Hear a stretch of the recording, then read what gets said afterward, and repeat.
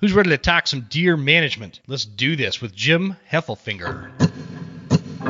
There exists a threat, from anti-hunting groups to politicians trying to give our land away, and we won't stand for it. Those vast western landscapes provide the space for our wildlife to thrive and a place for hunters and anglers to fuel the fire that sparks their soul. In this show, we share our love of hunting, fishing, and conservation. Here, we provide the foundation to meet these threats through passion and the grit of the American outdoorsman. Welcome to the Western Huntsman Podcast.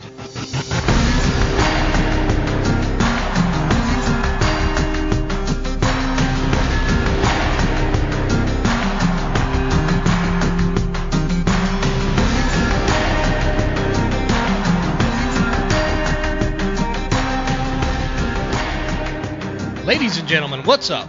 This is Jim Huntsman, the host of the Western Huntsman Podcast, coming at you from the Broken Tine studio right here in right now sunny Hayden, Idaho. Glad you guys are joining us. This is episode number 65, and I'm joined with a stud. His name is Jim Heffelfinger, known on Instagram as Jim.Deere.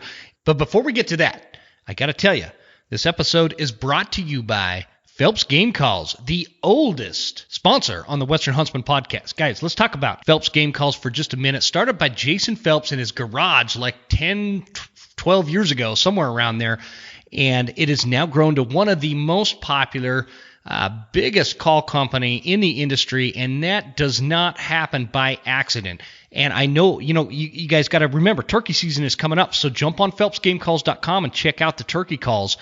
They've got some diaphragm calls, they've got some box calls.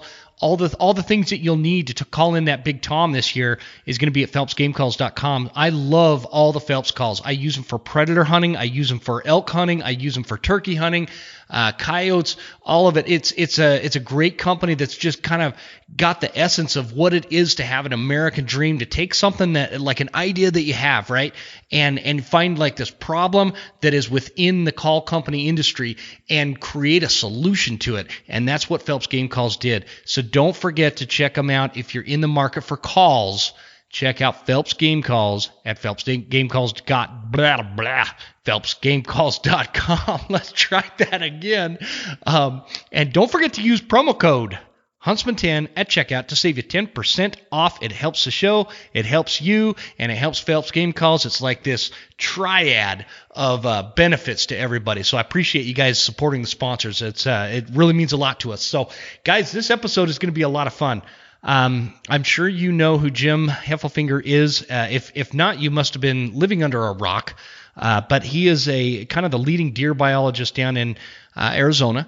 And he has, his clipped toenails know more about deer and biology and wildlife management than I'll ever know. He's forgotten more about deer than I'll ever know. I'm really excited to bring Jim on the show. we've been messaging back and forth for a long time now and finally got the schedules worked out.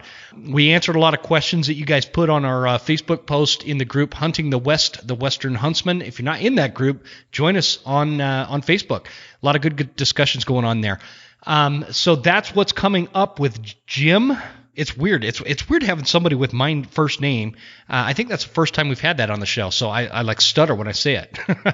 But Jim is a great dude. You guys are going to really like hearing from him. As promised, we do have a winner for all the trivia questions you guys have been answering all winter. So I'm kind of doing these once a quarter. And this last quarter, we've had just a series of different trivia questions, whether it's related to deer or elk or biology or management, public lands. We've even had some product trivia questions, and we've had some really good responses, and I appreciate everybody who's participated. But like I told you, we've only got one winner on this one. And honestly, if you're like in the game of, doing some of these giveaways that are out there, throughout the hunting industry in general, there's a lot of them, and there's a lot of really good ones. But one thing that happens with these giveaways is your odds. I feel like your odds are a lot better because some of the trivia questions, we'd only get like 5 or 6 responses. Now, others, we would get a couple hundred. And so even still, it's not like some of the giveaways out there where you're up against thousands of people and your odds are just, not that great. You actually have really good odds to win our giveaways. So I've got to come up with something for the next quarter, Q2 of 2021. We're going to have another giveaway, and I'm not sure what that's going to be yet, but we're working on it. Either way, I hope you guys learned something from these trivia questions. I did coming up with them. I learned a lot, and that's kind of what this show is all about. We want to learn about the wildlife that we are in pursuit of so we become more passionate, so we protect the lifestyle that is hunting, especially hunting the West. So with that, I want to announce the winner. Let me push this little tab over here. Okay, guys, the winner of quarter 2, his name is Dan Catrone. Now, Dan, I hope I'm saying your last name right. Dan Catrone. It's C-A-T-R-O-N. Dan, if you're listening to this, you, my friend, have won this round and a full Phelps Calls giveaway. Can't beat it, man. Can't beat it. So I'm going to get on the phone with Mr. Dirk Durham, the bugler, and I'm going to tell him about you, and we're going to need you to write into me at Jim@thewesternhuntsman, Jim@thewesternhuntsman.com, and give me your address, your mailing address, and so we can get this package out to you. There's going to be a bugle tube in it. There's going to be some diaphragm reeds, probably a couple other things, and it's coming your way. Dan Catrone, dude, I am terribly sorry. I'm horrible at I can't even pronounce my own last name right half the time, so bear with me, but hopefully you're excited to get this gear. I'd love to get it out to you. Again, shoot me an email, Dan. I'm going to give you until next week's episode is released to respond to this, and that is going to be at Jim@thewesternhuntsman.com. Send it on over, brother. Get you this Phelps game call stuff. I'm pretty excited about it. With that said, I just mentioned next week's episode. Guys, I am outside of hunting and podcasting, I am up against a major deadline. And so next week, I'm not going to have a full-on episode release. What I'm going to have, actually, it is a full episode. It's like a 2-hour episode. But what happened was a few weeks back, guy over at the Western Contours podcast, if you haven't checked that podcast out, you got to. It's a great, insightful hunting podcast from my friend Guy, who's been on the show. And I've been on his show. But anyway, a few weeks back, he had kind of like this panel, and there was a bunch of panelists, and I was on there. Kyle Davidson from DCA Custom Arrows was on there. Garrett Weaver from On Point, who's got the On Point podcast, was on there. Joe Gillia from Elk Bros, Michael Batiste from Elk Calling Academy, and Chad Riker was on there from Backcountry Rookies. And so it was like all these guys get on there. And what was super interesting about it was, so you have like somebody like Kyle, right, who builds arrows, DCA Custom Arrows, who's very technical. Same with Garrett Weaver, who's a super technical guy when it comes to archery. They know like the FOC of each arrow and how they're flying in feet per second and all these details that dudes like me, I'm a freaking monkey. I don't pay attention to that kind of stuff. I just buy arrows and I make sure they're all the same spine, get some really good broadheads that are recommended or whatever, and I go out there and I shoot it like crazy to make sure it's shooting right and take it to the field. I'm not saying either way is right and either way is wrong, but the interesting part of that episode was all the different perspectives. So that's kind of what that episode is. And so Guy was gracious enough to send me the audio file so I can use it, because I need to take next week and get everything ready I've got for this deadline I'm dealing with. And so that's what we got coming out next week. It's really good. It's really entertaining. Let me know what you guys think of that episode, because I really had a lot of fun doing that. And they made fun of me for not being technical enough, and I made fun of them for being too technical. And it was just a good time, lots of laughs. And that's what's on the docket for next week. So while I get this deadline sorted out, we're getting close, man. Getting super close. So anyway, coming back this week, we have Jim Heffelfinger. And I gave him a heck of an intro. You guys are going to really like Jim. If you've never heard Jim on a podcast before, you're in for a treat. And he's like got his hands into all sorts of stuff. He's been on the Fresh Tracks episodes with Randy Newberg. And he's just been on a ton of different podcasts, and he's just got a lot of great information, a lot of great experience, and a really interesting perspective. And so we talk a lot about deer and deer biology and hybridization and habitat and wildlife management. I mean, we get into a little bit of everything, and this is the kind of episode that I really love doing because there's a lot of great information that'll make you a better hunter and a better conservationist. That's kind of the point of this episode. Guys, again, Dan Catrone, however you pronounce your last name, reach out to me so I can get you your package. And if you guys don't mind, leave us a review on Apple iTunes. It really helps us. And also share the episode.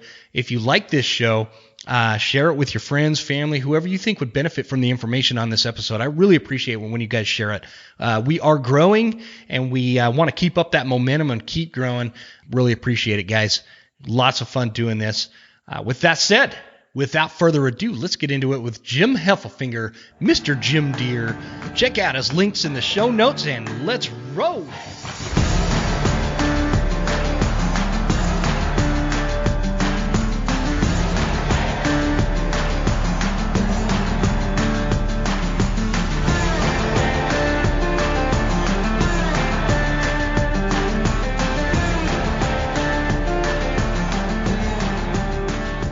All right, guys, I finally nailed down a time where I can get on the line with Jim Heffelfinger, who I refer to as one of the world's foremost deer experts out there.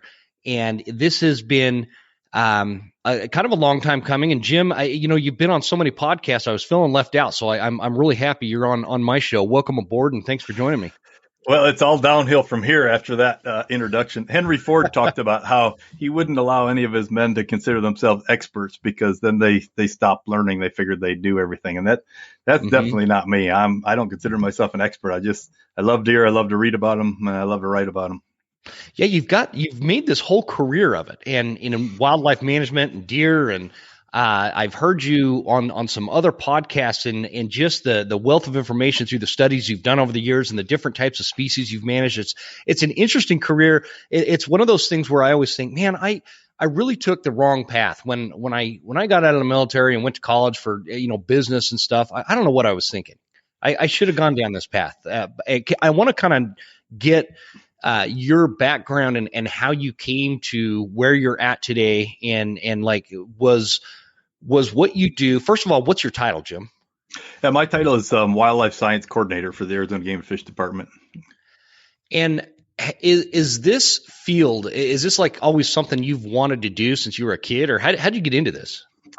Yeah, not since I was a little kid, because I grew up in Aurora, Illinois, which is kind of a suburb of Chicago. It certainly is now, but in an urban setting, and didn't have any experience with getting out in nature and anything like that, other than a little fishing on family vacation. So I didn't have an early exposure to that. And then in 8th grade, we moved to a small town in southeastern Wisconsin called Horicon. And at Horicon is the Horicon National Wildlife Refuge and the Horicon Marsh, which is the largest freshwater marsh in North America. And so I started getting out canoeing and fishing and seeing nature and realizing that it's just kind of fun to be out in the woods.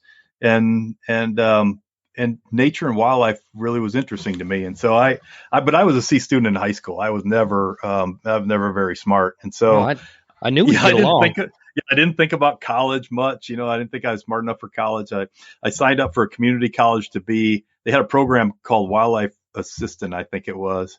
And I thought, well, I could probably do that, a 2-year community college. And then somewhere along the line before I went there, I realized that wasn't going to allow me to do anything really, that I needed a 4-year degree, and I enrolled at UW Wisconsin Stevens Point. And that was the largest undergraduate wildlife school in the country. And so I got up there. My grade point average was 2.66. I was taking remedial math to try to catch up. And you sound just like me. The second semester was 2.67. I didn't really know how to study. And then each semester, my grade point average got better and better and better as I got some momentum. I got my legs underneath me. I kind of started getting into this idea of being a wildlife biologist, and graduated with a 3.11. My last semester was almost a 4.0. And so it's really a case of kind of being lost and not sure what you want to do, and then just finding your calling in college, actually, and finished a bachelor's degree, and then couldn't find a job. So I went and got a master's degree, and and now I'm a biologist, as they say.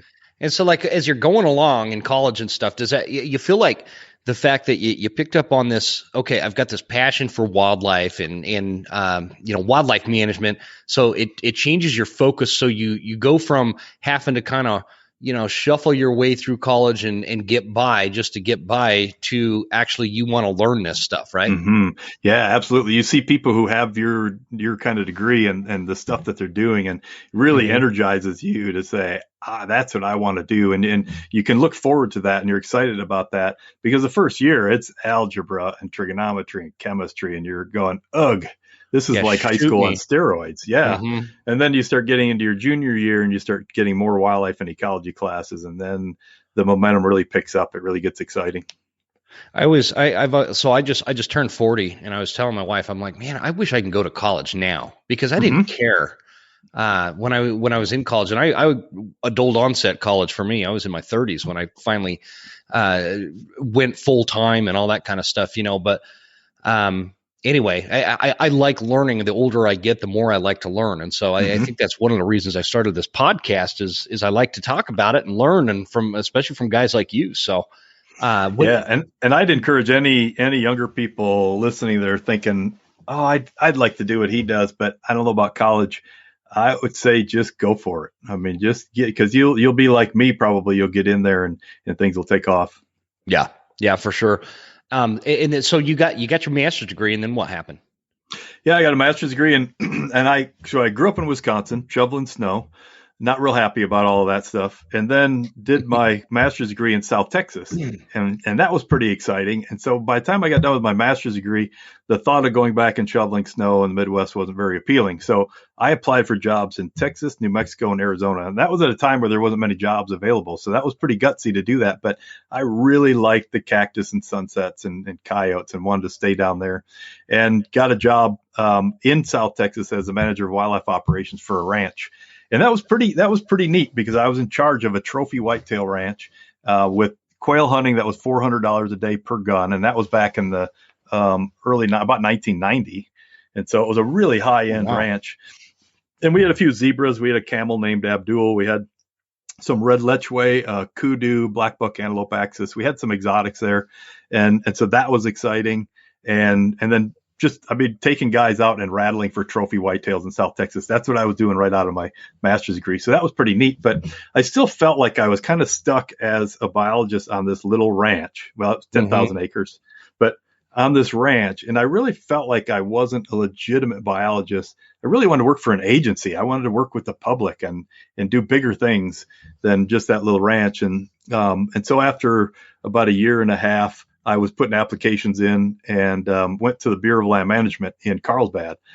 And I thought, that is the pinnacle of being a wildlife biologist. If I could be a wildlife biologist for the federal government, that's like the top of the heap. I have arrived. And I got there and realized that I really didn't like doing what that person does. As being a biologist for the feds, a lot of bureaucracy. I was reviewing environmental assessments and designating backcountry byways, and just doing a bunch of stuff that was really not game animal oriented. You're not dealing with the hunting public.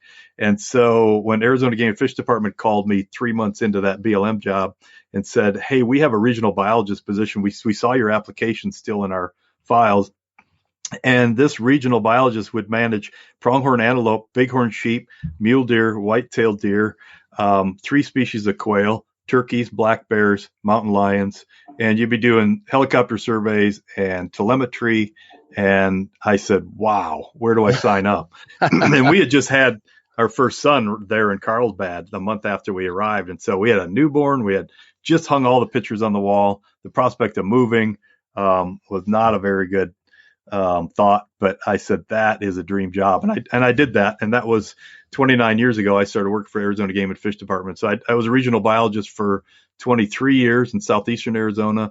And then for the last 5 years, I shifted to a position that's called Wildlife Science Coordinator, where I'm kind of a science advisor for the administration, for the department, to make sure that the decisions we make and the policies we have and our management has a solid foundation of science behind it. Gotcha. I think that's missing in a lot of places. It is unique that our department is forward thinking enough to do something like that. Do you have what are your thoughts with this comes up a lot on my show, like this whole ballot box wildlife management thing. Do you have a take on that, and what is right about it and what is wrong about it? Yeah, it's a tough situation because we don't want like a huge urban center deciding wildlife management because frankly they're not in touch with a lot of things that are important. They're not in touch with the our North American model of wildlife conservation, as we call it, and how important it is. They have just a skewed and many times distorted view of wildlife conservation just happening without someone paying the bills and someone being involved. But the system we have is the best that's ever been devised by mankind in the history of any continent, really. And so people that aren't aware of it are just a little too quick sometimes to just go into the ballot box and check boxes and not really know the repercussions. Yeah, because it's so easy to sit there and watch some ad that's been propagated by some organization about how cute and cuddly a wolf is, or grizzly bears, and all these, and now we're going down a rabbit hole here, but there's so much emotion in it and no real science, and it drives me crazy.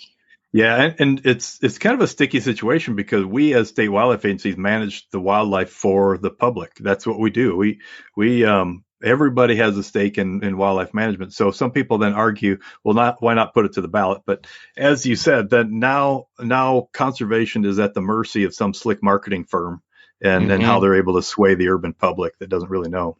Yeah, and these lobbyist firms that get hired by some of these organizations, and I could see how it works well. You know, it was my daughter's birthday the other day, and up in our neck of the woods, up in the Spokane area. I'm on the Idaho side, but just across the border of Spokane, Washington, they've got this place called Cattails, and it's like this conservation zoo for wild tigers and or not wild. Most of them are domesticated and have been for a long time. But they I saw Tiger King. I'm familiar. Yeah. It's a little more. I was hoping when I got there, I'm like, okay, we got to find the owners and see if they're as crazy as this dude from Tiger King, man. And never did see him. I just dealt with some. We actually did this private tour thing because my daughters are way into animals. They want to be wildlife biologists. Awesome. So yeah, I'm pretty excited about it because I think it's going to help me become a better hunter.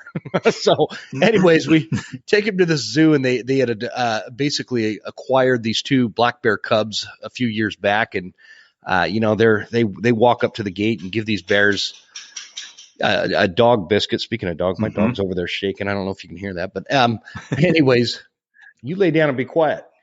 Good boy. He heard the word dog biscuit. Yeah, he did. He jumped right up. He's pretty excited. It's the only time he moves fast anymore.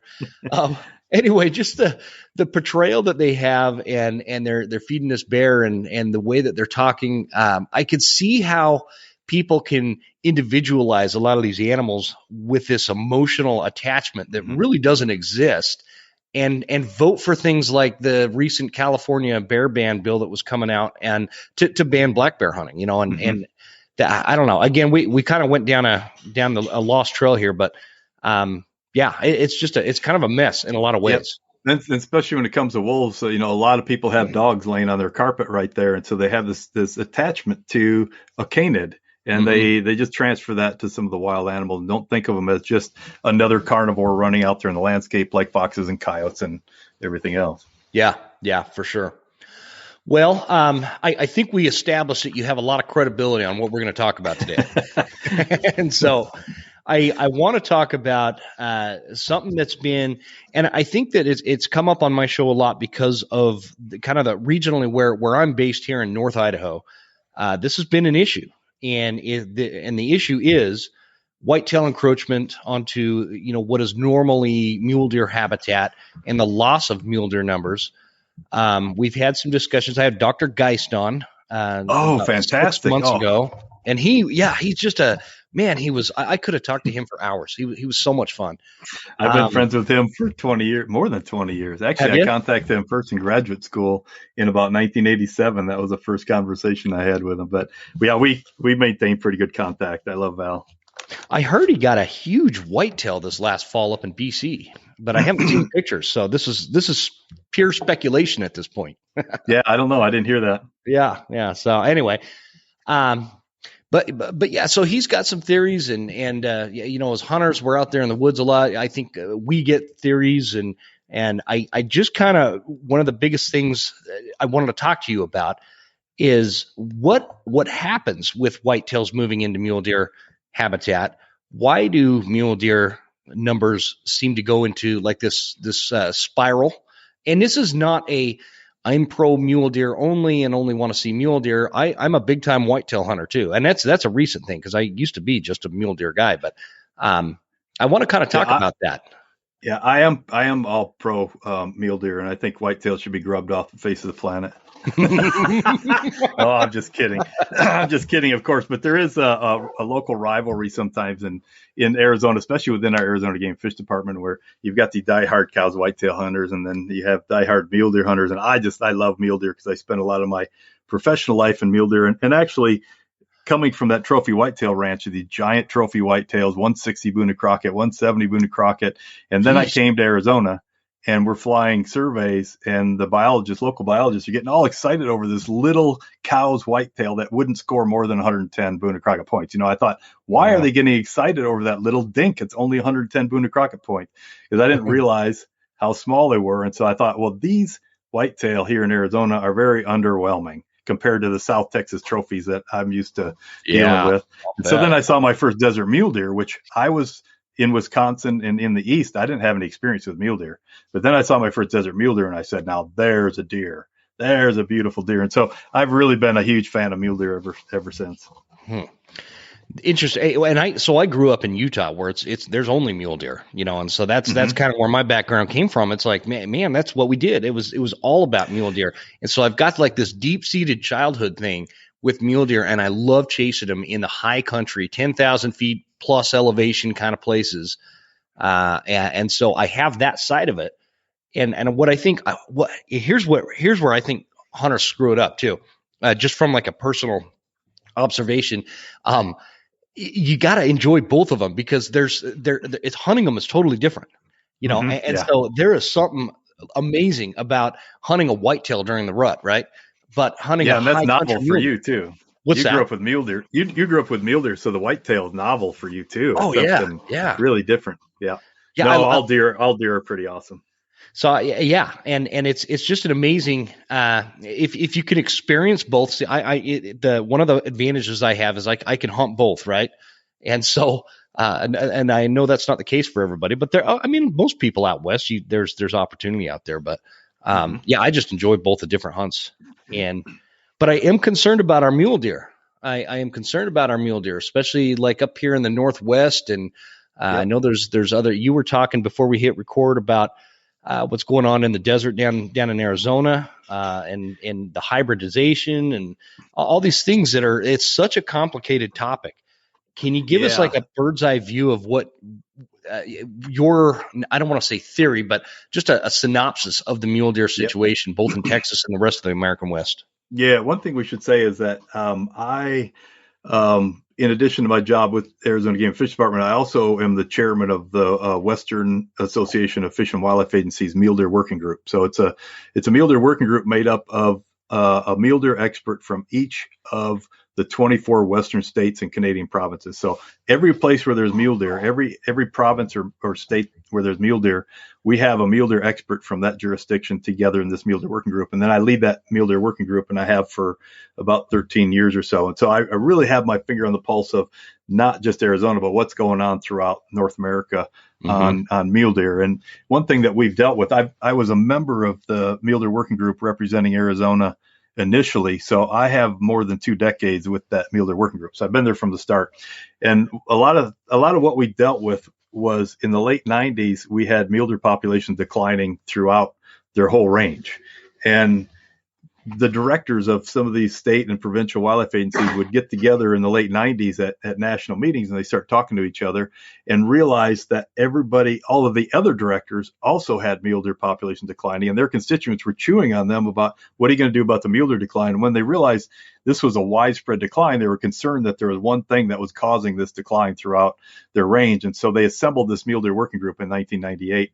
And we started looking at mule deer biology and factors that affect mule deer populations. And we wrote a book in 2003, and we have since produced a ton of information about mule deer conservation in the West. Many of your listeners probably are familiar with our website, which is just all one word, muledeerworkinggroup.com. And if you go there, there's a whole bunch of fact sheets. I'm sure we can have a link in the show notes. Yeah, I'll put that in there.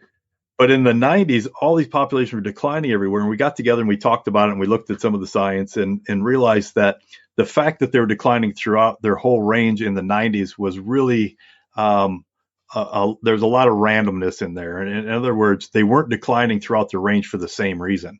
They were declining in the Rocky Mountain states, the Intermountain West, because of a series of harsh winters and some droughts followed by harsh winters. In the Southwest, there were some droughts that were limiting reproduction and the amount of fawns that we had. And so this happens all the time throughout mule deer range, is that populations in one part of the range will be increasing, and then they'll be decreasing in another part of the range because of a different factor like drought. And so they ebb and flow in different parts of the range. But in the 90s, they just happened to be synchronized, mostly by chance, that they were all declining and got everybody concerned. And we have found out in the 2 decades since that mule deer populations they're not in decline. Sometimes you hear people talk about the mule deer decline, and what's happening is they're reading our old information from the 1990s that mule deer populations are not in decline, and in almost all jurisdictions they're increasing or stable and recovered from those low points in the 1990s. Now, in almost all jurisdictions, they're not where we would like them to be. Every jurisdiction. Can I ask you a question on that? Yep. So there was this big decline in the 90s, and the kind of the low point, what you were talking about. What made the numbers come back? It was a return. Why are they not in decline anymore? Yeah, it was just in kind of the northern states. There was a series of mild winters in areas. And in the Southwest, we had some normal rainfall, a few years of a little bit above normal rainfall. So conditions just kind of came back to average in both respects, Gotcha. in winter severity and in drought. It's just kind of by chance that these things came back to normal. And in Arizona, for example, the last 15 years, our deer population's about a steady increase. Not roaring back, but on the steady increase for 15 years. And so we've got all of our hunters saying, I'm seeing a lot more deer than I did 15 years ago. And if you look at our survey data and harvest information, like what percent of the hunters are successful every year for the last 15 years, these things are increasing. It really shows that recovery of that mule deer population. There's a few exceptions. Oregon is one exception where the population not recovering. It's not doing well. Arizona, in fact, in the last 2 years has started to dip back down. Mostly because of drought. We've had a horrible drought this year. You guys have been really dry last few years down there. Yep. So you'll hear people talk about the mule deer decline, but mule deer really aren't declining in most places. Only in a few areas are they declining. And so they're not, it's not time to sound the alarm that mule deer are disappearing and they're going to go extinct and that sort of thing. They're doing pretty well. And if we continue to provide habitat and proper management for them, they'll continue to recover and come back. Probably not. The problem is they're not going to come back to the 1950s and 1960s, because that was a unique situation where in the 30s and 40s, we were doing a whole bunch of timber harvest, opening up these forests. There were more fires before we had a lot of the super aggressive fire suppression we have. And all that disturbance is really good for deer populations because it creates shrubs and forbs, which are little weeds that are a big part of their diet. All that disturbance in the 40s and 50s created bigger populations in the late 50s and 60s. And some people look at those times and they say, we want to get back to that. But the truth is, in a lot of places, deer populations at that peak were too high for the habitat. We can't support that many deer on the landscape. So some people have this artificial idea of what the good old days were and what we need to get back to, whereas the deer biologists are saying we don't necessarily want to get back to that area because we're going to be having deer populations so high they impact the habitat. Gotcha. And interesting. So I need to make a correction then, because on my episode last week, I was talking to some guys that are bird language experts. I don't know if you've ever dealt with folks like that, but super interesting stuff as it pertains to hunting, And anyways, we were talking about how our grandpas used to go out and how successful they were hunting back in the 50s and 60s, and how they just had this way of being a little bit more connected with the landscape versus more connected with technology, right? And so, I agree with that. Yeah, and I stand behind that, but you are correcting something that I said, which was, it's not like the deer population was a lot better than it is now, and they were out there still getting it done without Onyx and base map and all this stuff that we have now, and so that's good to know. So listeners, laser rangefinders and heat-seeking missiles. Or wait a minute, you don't use that in Arizona, right? No, not yet.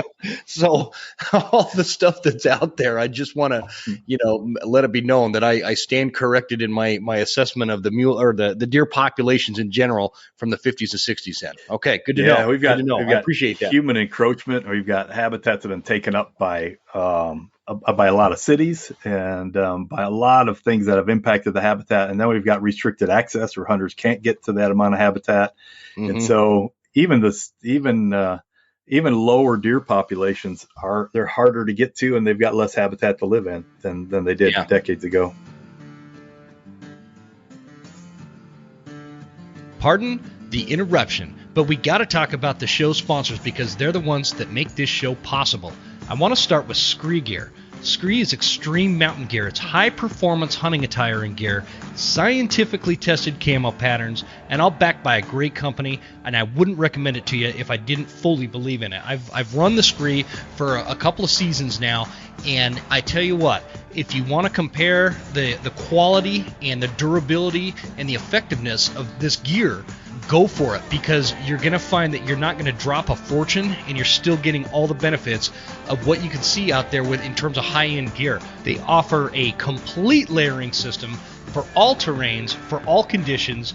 It's gear designed to adapt to the weather. It's rugged. It's backed by a lifetime guarantee and warranty. And what I really like about it is the VIP sizing and exchange program. So basically, if you order the hard scrabble pants and you get them and they show up and they're not fitting right, you just send them right back for free, because they send you the return slip label that you just throw on your packaging and send it back. It doesn't cost you anything, and they replace it with a better size for you. So Scree Gear, check them out, and don't forget, at the checkout, use promo code The Western Huntsman for 15% off and free shipping. Heck of a deal, great company, great gear. All right, moving on to Tacticam. Guys, Tacticam is our newest sponsor, and I'm really excited about having them on board. If you've ever wanted to film your hunts and have specific and unique, like point of view type kind of angles, the Tacticam is the way to go. It can connect to your bow, it can connect to your rifle. They've got the film through scope.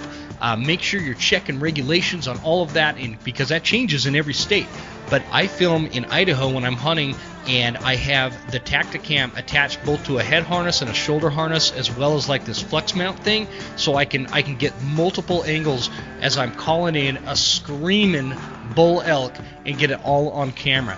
The gear is great, and they also have other cool packages like the Reveal game camera. It's a cell cam, so you can set that up if you're managing whitetail property or something like that. It's perfect because it texts you in real time when pictures are coming in. The other thing that I really like from Tacticam is their new fisheye camera. For you fishermen out there, when you're trying to get that perfect coverage of filming your fishing trip, man, this thing is badass. It gets the whole wide angle of it, and you can control all of these cameras through an app on your phone in real time. Zoom in, hit record, zoom out, pause it, stop it, all the things right there in your app in real time. Great sound quality, 4K video recording. Get you a Tacticam. And I heard a rumor that we're going to have one hell of a giveaway coming up on the show for some Tacticam gear, so stay tuned for that.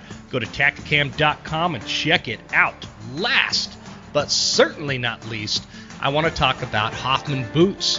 Hoffman Boots are high quality, high end, great traction, rugged mountain boots. that you need. Every hunter needs a good set of boots, and you could really drop a fortune on great boots, but the Hoffmans are going to give you everything that you can get, just like when I was talking about with Scree Gear, without breaking the bank. That's what I love about the Hoffmans. If there's one thing you don't want to chintz out on, it's great quality hunting boots.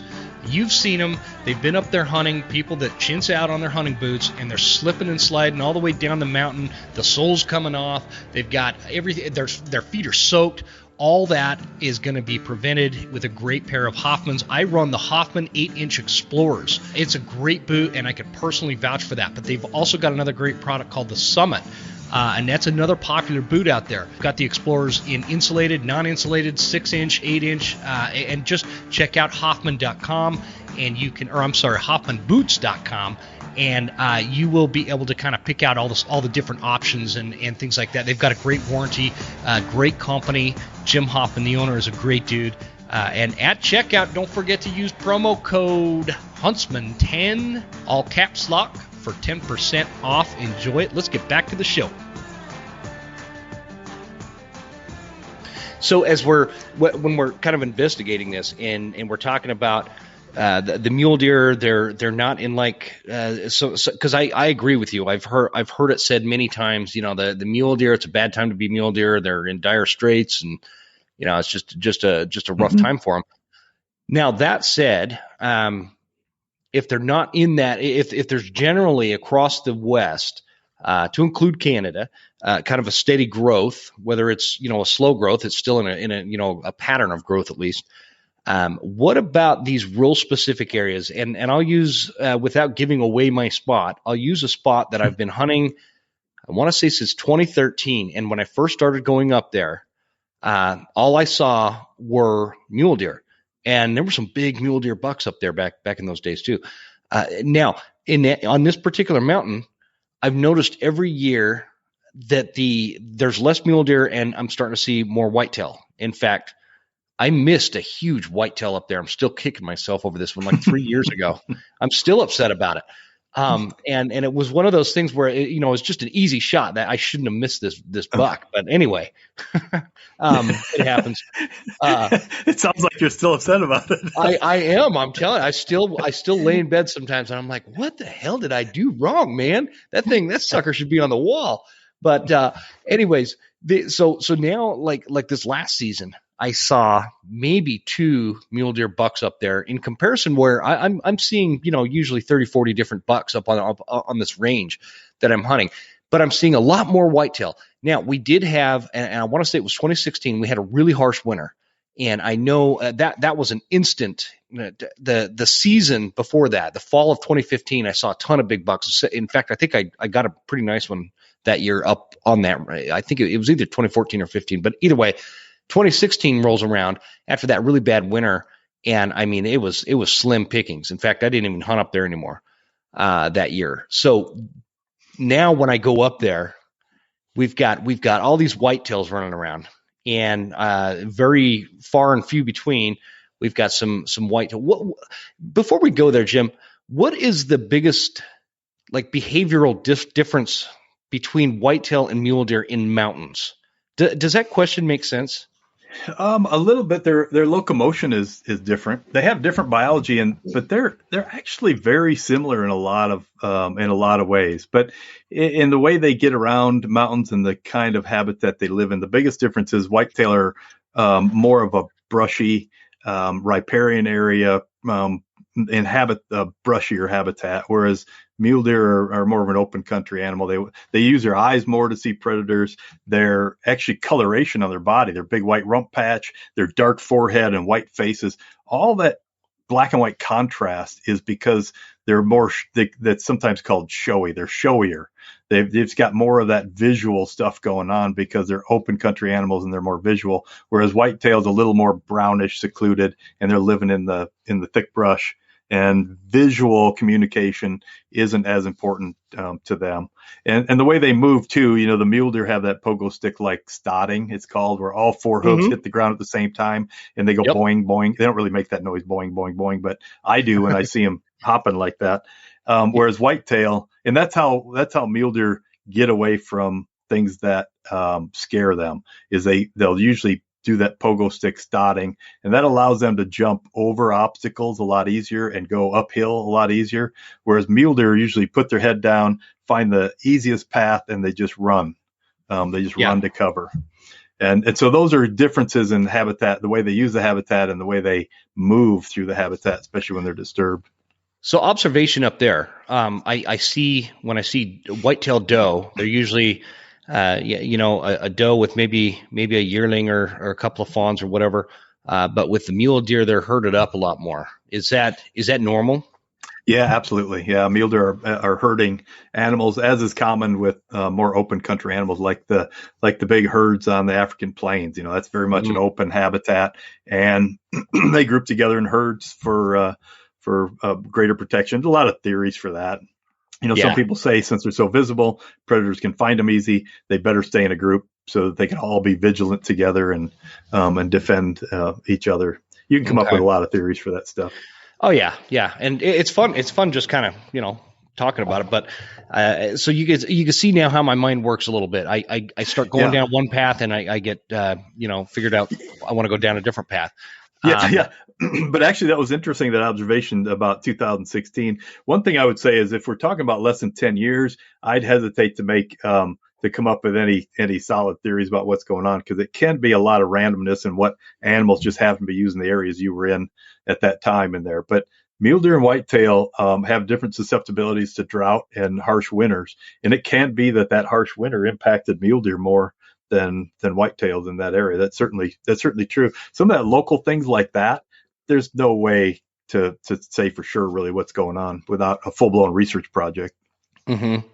I think one of the things that Dr. Geist talked about was when we go out and we're killing some of the bigger mule deer bucks, there's no bucks left to defend the does against the whitetail bucks. Mm-hmm. Yep, I've heard that. I've heard that for years. He's published on that. It's an interesting theory. That's what I can say about it. It's an interesting theory, but I'm not aware of any science that showed that that's actually true. And Val is a master at that. He's got such a great mind to think about all these ecological relationships, and he's really good at coming up with theories. Mm-hmm. And some people mistake that for facts and what's actually going on. But what he's really doing is using that brain of his to think about what he thinks is going on. And then it's up to researchers to come back and do some research and develop a research project to test that sort of thing. And that's happened a lot, where he's come up with theories that have been floated out there for a while. And then researchers will come and research it. And in some cases, they show that he was right. Yeah. From solid research. In other cases, they show that he's wrong. And the cool thing about Valerius Geist is that when something's published that proves that his theory isn't true, he's the first one to say, that was wonderful research. That was splendid research, he'd say. Yeah. That was it was an elegant study and very well designed. And it was really interesting results. That's what I love about him, is he's happy to say, wow, someone actually studied my theory and it wasn't right. Cool. Okay, let's move on to the next one. That's the neat thing about him. But you have to be careful that a lot of his theories are just theories. Yeah. And some of them need to be tested yet. That's interesting you say that about how he does react with that. Because I feel like in terms of the world of science, like you have two types of scientists, right? You have people and folks that are very ego driven, and then you have guys like you and Val you guys take the emotion and the ego out of it, and that's why I trust what you guys both say a lot more than sometimes I won't mention names, but other folks that I hear. And yeah, it's all too common that someone comes up with a study that doesn't support some work that they did, and the first reaction is to dig their heels in and explain why this other person's research is bad. Yeah. And in science, you can't do that. Science is all about disproving things. People that aren't really in the scientific realm don't understand that, but science is built on somebody come up with a theory about how they think something works, and then someone designs a study to test whether that's true or not, and you're trying to disprove that. And if you can't disprove it, then maybe it's true. That's kind of the way science works, is that you have a theory, and if you disprove it, cool, that's not right.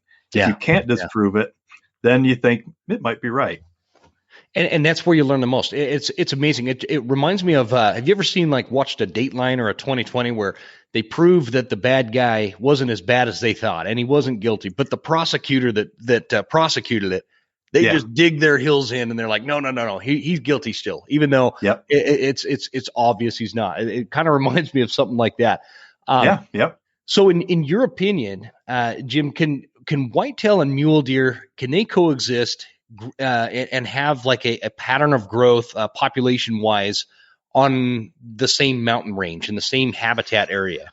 Yeah, sure. It just depends on like the overall density of whitetails and density of mule deer, and then it depends on the habitat. I mean, I hate to be the biologist answer is always it depends, but it often does. And in this case, in the many parts of the western U.S., the northern states, mule deer are in the valleys and riparian areas, and mule deer are up in the mountains, and so they're geographically separated and they intermix in part of that habitat.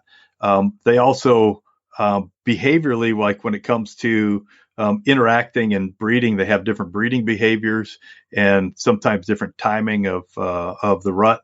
And so and then they eat different foods in many cases, although there's a lot of overlap. And so that the ecologists call that a niche. If whitetails live in a certain area and eat a certain plant, that's their niche. And then mule deer have a different niche. They eat different plants. They live in a different area. And then there's overlap between those niches, but they can coexist because they're not doing exactly the same thing. They're not living in exactly the same areas or using the habitat in the same way or eating exactly the same foods. And so you can have species coexist as long as their niche is different.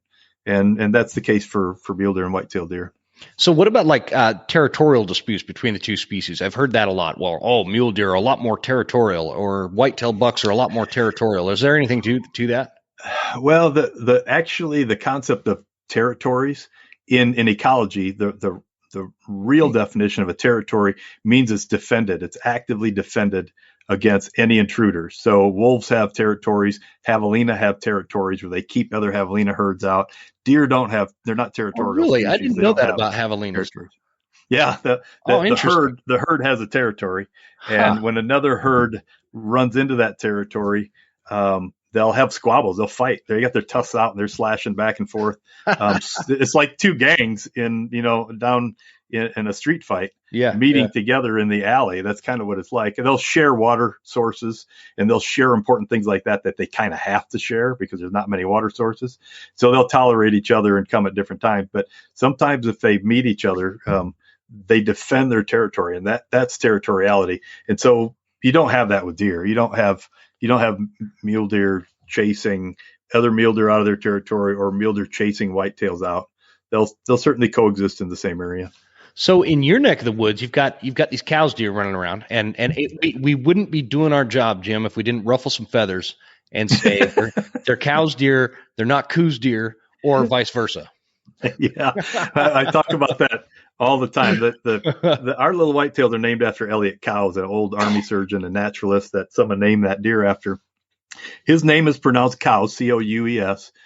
He wrote a manuscript once, and he had a footnote, and he says, "My name is pronounced Coues, Cowz," in quotations. I mean, that's right from the man himself. So that's how you pronounce his name. So if the deer is named after him, that's how you're supposed to pronounce the name. But I don't correct the 98% of the people that refuse to pronounce it correctly. If you've been saying coues your whole life, you want to keep saying coues, that's fine with me. But just don't say that that's the correct way to pronounce it, because it's not.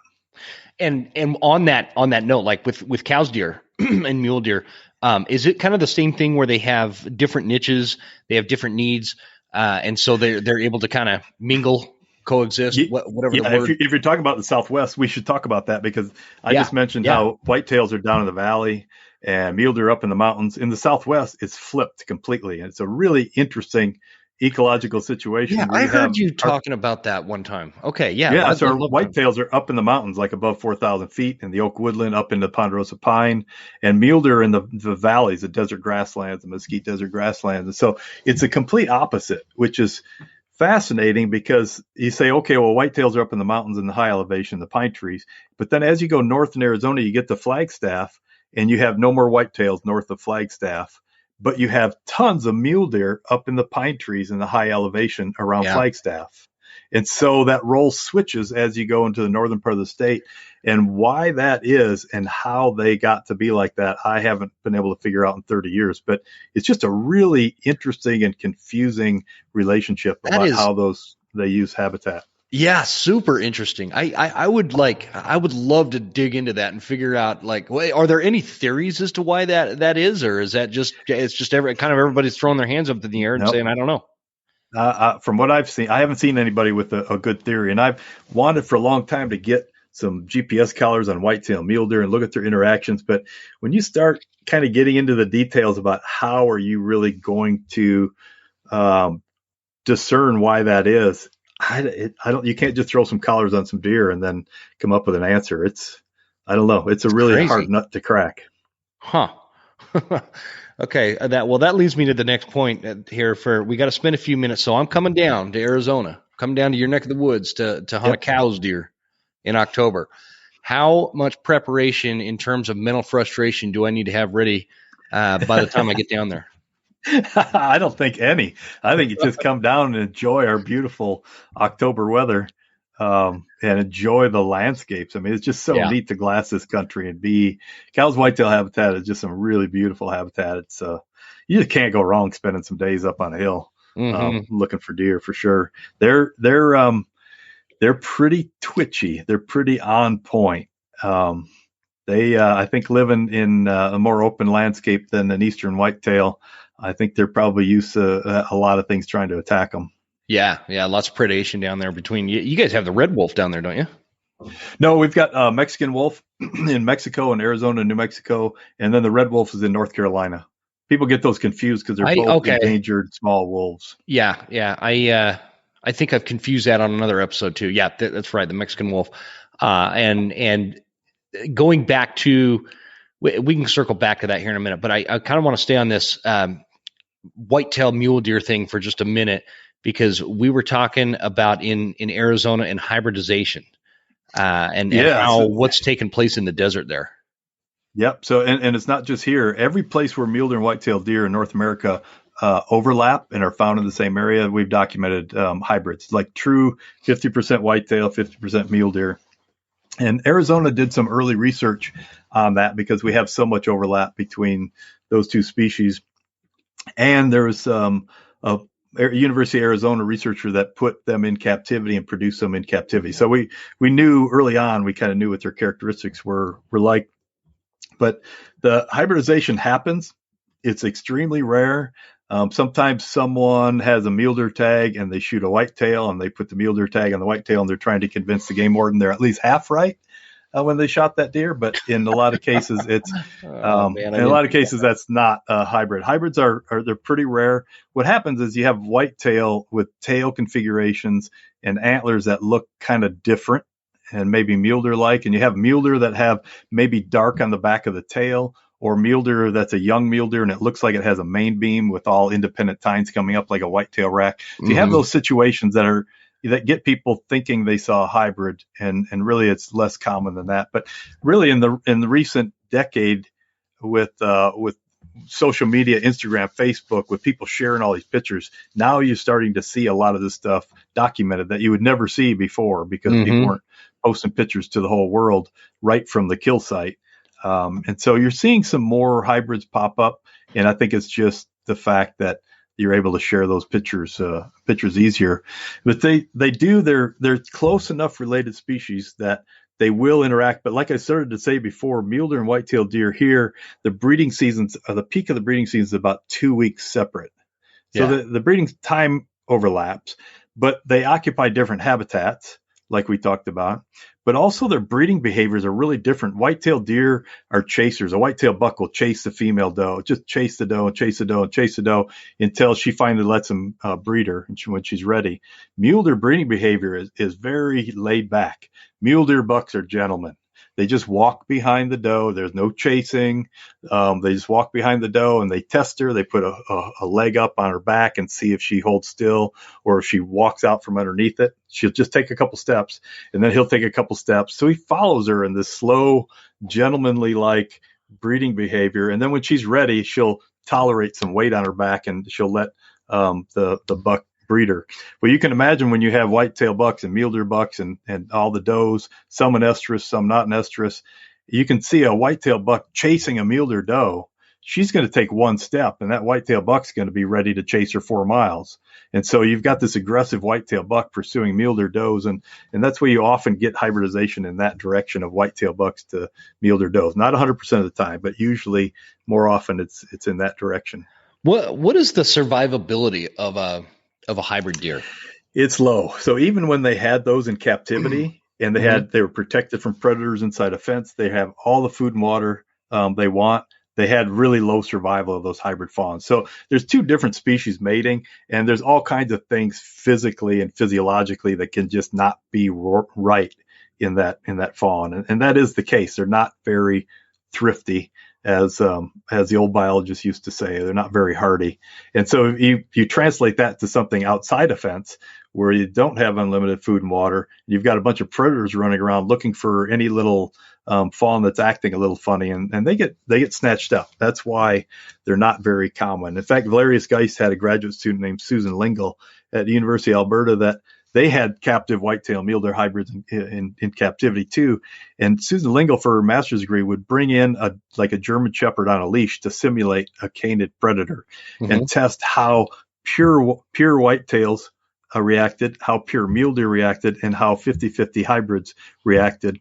And she found that whitetails would run away, mule deer would stot away. They'd do that bouncing, jumping, stotting away. And she said the hybrids would kind of run and jump around in confusion around the predator. It's like they couldn't decide whether they're supposed to run away or they're supposed to start hopping around. And that confusion made them look really awkward and probably results in predators being able to snatch them up pretty easy. Yeah, super susceptible. And in my audience here listening in on this episode, they should know what stotting is. That was one of our trivia questions about 6 weeks ago. Oh, good. So, yeah. Good. I love that. Because if you think about it, you know, the way that you were describing the way that a whitetail evades predators versus how a mule deer evades predators, and then you mix those 2 together, like that's a totally different. That's like I don't know how to compare it. Putting a boat motor on a pickup truck, you know? Yeah, and Valerius Geist was the first one to publish the idea that stotting probably allows them to jump over boulders and over obstacles while predators have to run around them. And that makes a lot of sense. And people have done some research that supports that. But also, my son and I just wrote a chapter for a mule deer book on my son's finishing his PhD on mule deer in Texas. And we wrote a chapter together on physical characteristics of mule deer. And we talked about stotting, and we got into some of the scientific literature in Africa. There's a whole bunch of those African animals on the flat grassland plains that stot. They do the stotting. Oh, really? And so it can't be 100% jumping over obstacles. I think that's part of it with mule deer in the West.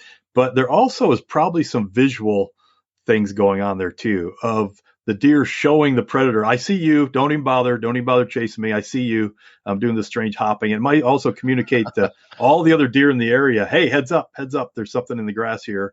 So there's probably more meaning than just that original theory of jumping over boulders.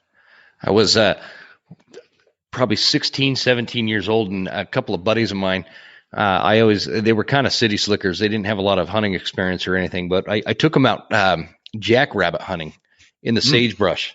And, you know, you get these big jackrabbits going through the sagebrush. It looks like a mule deer backside, right, when they're stotting. And so we were walking, and all of a sudden I see this, he's a little, 2-point mule deer buck. He starts stotting away up on the other side of this little kind of ravine we're on. Well, one of the dudes I brought with me took that as a jackrabbit. He thought it was a jackrabbit and started shooting at it. Oh, and I'm like, dude, stop shooting, man. What are you doing? It's like March, Luckily, he was a terrible shot. It's interesting that down here we've got cottontails and big old jackrabbits, and then we've got whitetails and mule deer, and it's kind of interesting that kind of relationship, because the whitetails, the cottontails are just like little whitetails. They've got their little white tail. They hide in the brush and then take off running, and they never stop. And the jackrabbits have the big ears like mule deer. They have the more white on them and contrast like mule deer. And when you jump them, they hop. They'll run and hop and hop Yeah, they can and move. more open, kind of more open country, showy rabbits, and that relationship has always interested me. The two deer and the two rabbits. Yeah, And then you've got I wouldn't have ever put that jackalope. together. Yeah, the jackalope, Yeah, huh? yeah, you've got the jackalopes. Of course, a lot of people don't think those are real, but What's the jackalope season in southern Arizona? I think it's year round. It's year round for the females. Open game. Yeah, for the females, it's year round. Okay. All right. I actually wrote an article about jackalopes that that I thought was pretty good. Where is that? Where? Yeah, it's it's posted. It's been. I just recently actually posted it on my Instagram account, which is Jim.Deere, JIM.DEERE, like John Deere. Mm-hmm. And actually, my icon is like a John Deere logo that I photoshopped into a mule deer rather than a whitetail. But if you go to Jim.Deere on Instagram, that was a couple posts ago. I also got a website, deernut.com, DEERNUT.com. And I've got a whole bunch of magazine articles, including that one, that are just PDFs on there. I'm going to put that in the show notes too. Deernut.com. Yep. Okay. I've got some social media questions that came in. You good with answering a few more? Yeah, great. All right, cool. I've got my buddy Brian Brooks asks, what is the number one cause of mule deer mortality and what is the remedy? Yeah. Guess what? It depends. Actually, I was just reviewing a manuscript last night, and this happened to be in the northwestern part of North America, and people were reviewing the causes of mortality for deer in that part of the world, and it's different everywhere. Nutrition, malnutrition, and how that relates to animals being more susceptible to predation. This stuff is so interrelated. And it all boils down to habitat quality. If you have good habitat quality, you've got really good reproduction, really strong survival, and predators can't hardly make a dent in the population just because the deer population reproduction is high and survival is high and the population is doing well. You go into a drought situation or you get a really bad winter condition where mortality is high and the reproduction the next year is low, you've got declining deer populations, then predators can make a much greater impact to populations. So a lot of people talk about predators, and in general, predators can't have much of an impact on a population when it's going strong and growing. They just can't catch up to them. Yeah. But predators can have an impact in the deer population by slowing an increase in the deer population and accelerating the decline a little bit faster than it normally would. That's kind of the major impact for predators in most mule deer populations throughout the West. We've got diseases and we've got accidents and we've got road kills and that sorts of thing. They all contribute, but they're not major mortality factors. So, I would say it all comes down to nutrition and how nutrition affects all of the other sources of mortality. Okay, cool. That was a good answer. Let's see. Pulling this back. Okay, Scott Schmid. He'd been on the show before. Actually, both these guys have been on the show before. I think they're like stalking me. They're groupies. No, great guys. Okay, his question, and actually this was one of my questions. Can you explain or describe, give us your take on minimum antler point restrictions in over-the-counter tags on public land? Mm-hmm. Because I think that it's important to separate that from private game ranches. Yes, I'm glad to hear those caveats, those sidebars, because those are really important. We're talking about not limited entry draw. We're talking about wide open over the counter. Mm-hmm. So anybody that wants to go hunting there on public land, so there's a lot of good access. There's not private land protecting animals. When Western agencies, and we have a Mule Deer Working Group has produced about 35 fact sheets on individual topics that come up, and we have a fact sheet on this that has some individual numbers, and we can link to that, or people can find it on that. Yeah, I'd love to have that information. Yeah, but in a nutshell, Western agencies have tried antler point restrictions in that setting, and have done away with them because they didn't work. What happens if you do a 4-point or better antler point restrictions? Now everybody out there in the field, nobody's shooting a spike and going home, shooting a 2-point and going home. Everybody's staying out there in the field until they find a 4-point.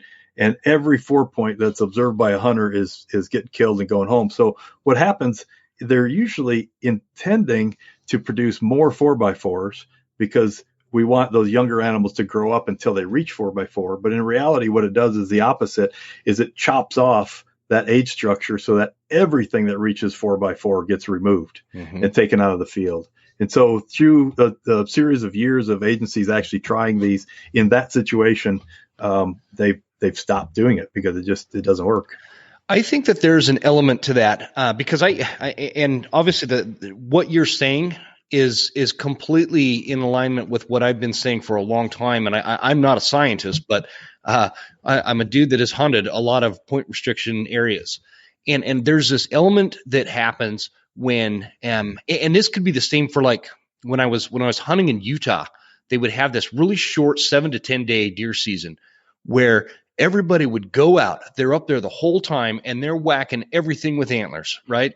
And it's like the Normandy beach landing. It sounds like, especially on opening day, because I hunted whitetails in Wisconsin growing up like that. That's exactly what it was. Yeah, and I always attribute it to, when you compare that to hunting in Idaho, where you have a much longer season, much more liberal season.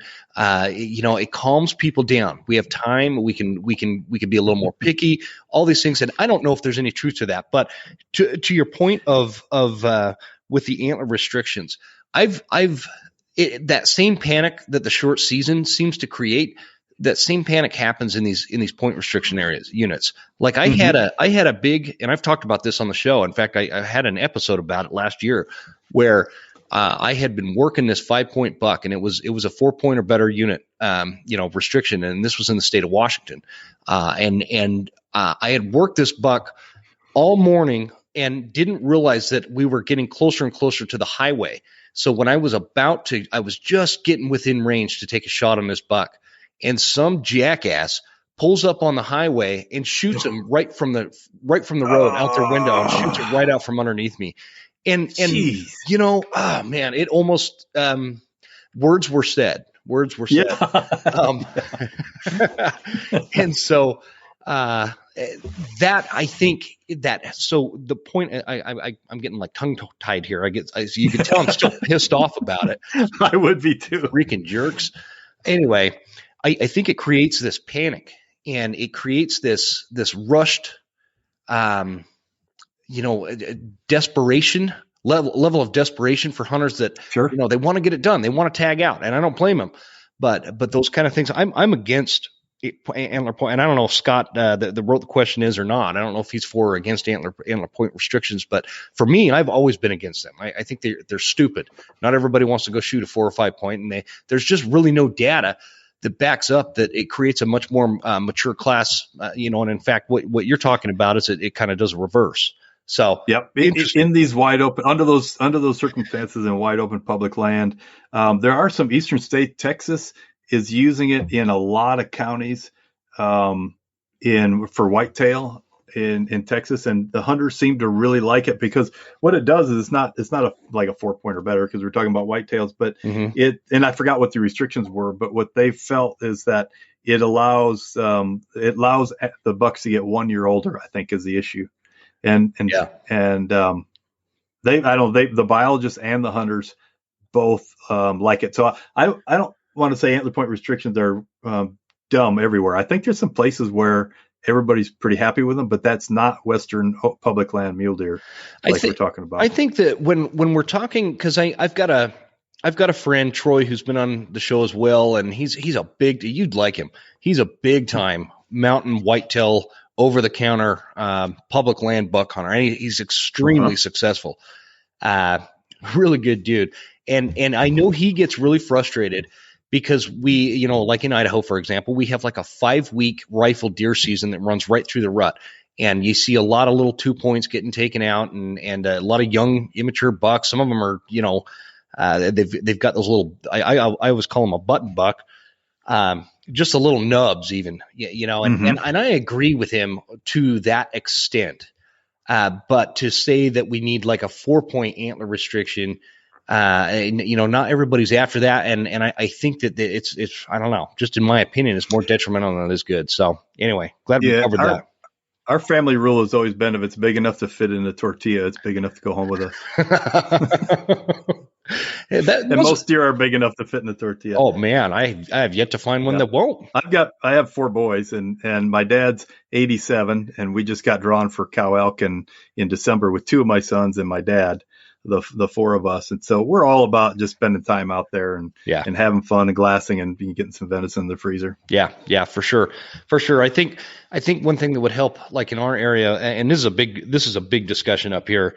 They're very liberal with the doe tags and the doe seasons, and I think that could be detrimental. But I am not a biologist. Yeah, again, it depends. I hate to say that, but in some areas, it's really important to have that doe harvest to keep that population from being over carrying capacity, and then all the animals are impacted nutritionally, and survival is lower, and you lose animals other ways. But in some areas, like in the Southwest, we don't have doe harvest south of the Grand Canyon because our desert populations just don't have that high and consistent reproduction to get our populations way over carrying capacity. The periodic droughts that we have every few years knock the legs out from underneath the reproduction, and our populations never quite like max out with what the habitat can hold. And so we don't need to come in then with doe harvest and knock that population down to keep them at a good spot in relation to the amount of habitat. But in the Northern Rockies, you absolutely do in some situations. Yeah, totally agree. Okay, one more question from Facebook here. Nate Stevens asks, and this is a great question, how much does hunting pressure during the rut affect breeding?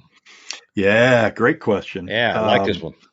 We actually did a study with cows whitetail in the mid-90s where they radio collared some cows whitetail in the Santa Rita Mountains south of Tucson. And then the researchers during the rut, starting a couple weeks before the peak of rut to a couple weeks after the peak of rut, they took telemetry equipment because these deer had radio collars, and they chased the deer during the rut as if, hunters maybe were out there mixing deer up and disturbing them. But they chase individual deer, and when they bump it, it'd go over the next ridge, they'd go up to the next ridge and they'd chase it again. And they kept chasing it until it was out of the study area, or it just went so far that they lost track of the signal because of the topography. And then they'd go chase another deer. So throughout the rut, they kept chasing these whitetails. And then they compared the reproductive performance of those animals that were disturbed with other animals that were randomly sampled and not disturbed, and found no difference in the percent of the does that were pregnant, no difference in the average number of fawns per doe. They couldn't find any difference in all of that disturbance. And so I've always thought, if that intensive of disturbance going after an animal throughout that whole rut doesn't produce any differences, it's hard for me to believe that hunters out there bumping deer once in a while has a significant impact. If you think about all the deer in that mountain range, and then think about what percent of them are being bumped or disturbed during hunting season. And is it just once and then they go to a secure area and they're not bumped again, which is probably the case in most situations. So when I think about the details of that, I just have a hard time believing that a high density of hunters in most cases, I don't know every situation, but in most cases, I don't think that's an impact. Okay. That's good to know. I've always wondered that. I didn't even have an opinion because I didn't know one way or the other. But it would make sense. I think that would be a natural thing to go to. It's like, okay, there's so much hunting pressure during November on these whitetail. It's got to affect the breeding. But sure. Yeah, I've heard it for years and years and years. Yeah. No, man. But you also have to consider, like where I live, we've got wolves that are pushing these deer around. We've got grizz, we've got black bears, we've got coyotes, we've got fox, we've got all these mountain lions and all this pressure, this other pressure. They evolved with all those things. Exactly. Since the Pleistocene, they had all those things. They were getting pushed around by wolves. And I don't know what would be different now. Yeah. I don't either, other than just the added hunting pressure. On that note, like with hunting elk in September, with people calling in elk, what is your opinion on this? When you're talking about breeding seasons let's talk about elk. When the growing popularity thing going around, especially on social media, talking about how we're educating the elk, and they're starting to pick up on the fact that all the hunters are making the same sound as they are, and they remember that the next year kind of thing. What is your take on that? I got nothing. I don't, because I'm not in there doing the September seasons. I haven't looked for or seen any research on that. I just don't. I'm kind of clueless about that. I don't know. It's just not something I know anything about or would have the kind of experience that I could even form kind of a useful opinion. I don't know. All right, I've got a really official study for you that you could reference. Okay, Mm-hmm. Are you ready for this? Yeah. I hunted the same drainage for 10 days last September and called in the same exact elk 3 different times. And the first 2 times he busted me both times and got out of there. And it would take a couple days, but I called him in again, and then he busted me. And a couple days later, I called him in again. Finally, stuck an arrow in him.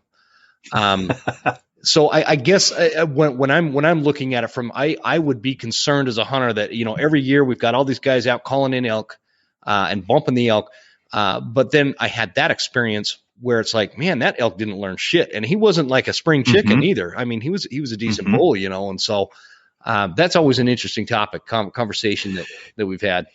Yeah, the urge to breed is a pretty strong urge in most mammals, and it's probably individuals are different too. Sometimes you'll get like big whitetail bucks that are really skittish and really cautious, and you get other ones that are pretty dumb. So there's all kinds of other variations out there too. Yeah. Very true. Kind of like humans. Yeah, that's true. Yep. Well, Jim, man, this has been a fun conversation.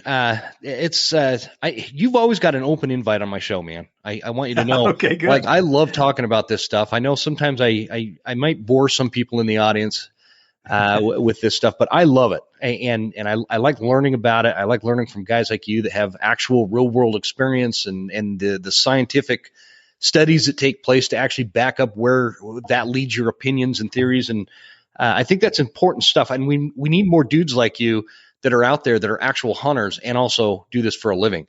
I think that would do many states a lot of good to have people like you in those positions. So yeah, that's why I enjoy having conversations like this, because in my professional world, I deal with the science, and then in my personal world and interest, I'm just like everybody else with a lot of these questions. So maybe I can make that crosswalk a little easier than most academics or most scientists. Well, what part of Arizona are you in? Don't you live down in Tucson? You're in Tucson. Yep. So I'll be down in what the heck's the name of that town? Sierra Vista. Not very far from you. I don't think. Right.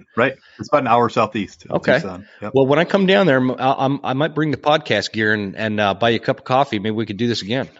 Let me know when you're coming down. We'll see what we can work out for sure. Okay, cool. Tell everybody one more time where we can find you on Instagram. Yeah, best place is probably Instagram. It's Jim.Deere, JIM .DEERE.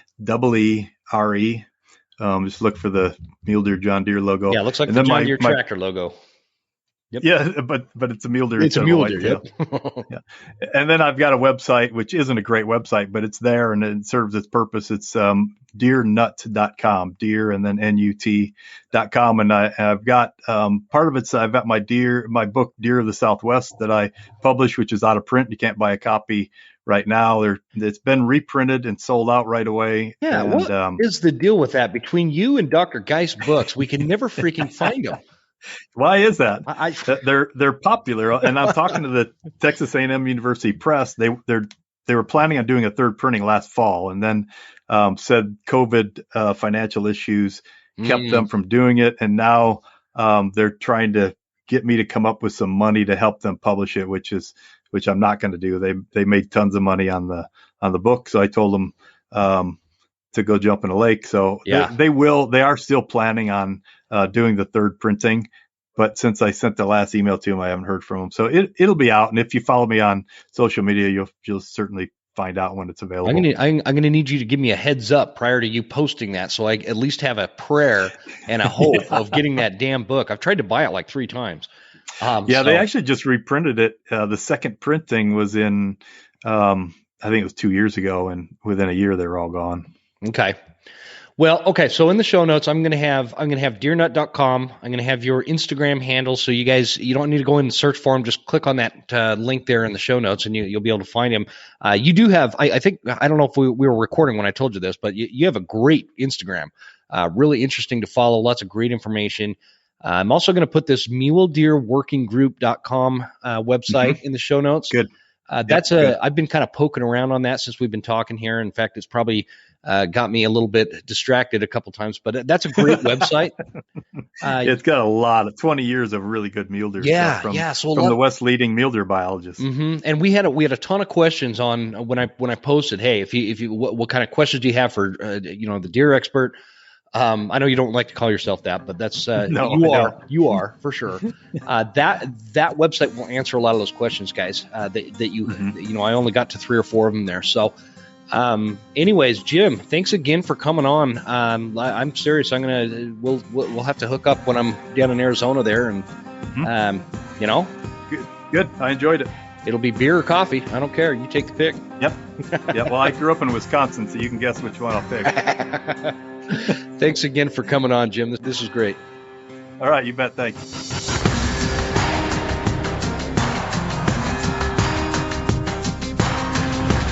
You made it all the way to the end.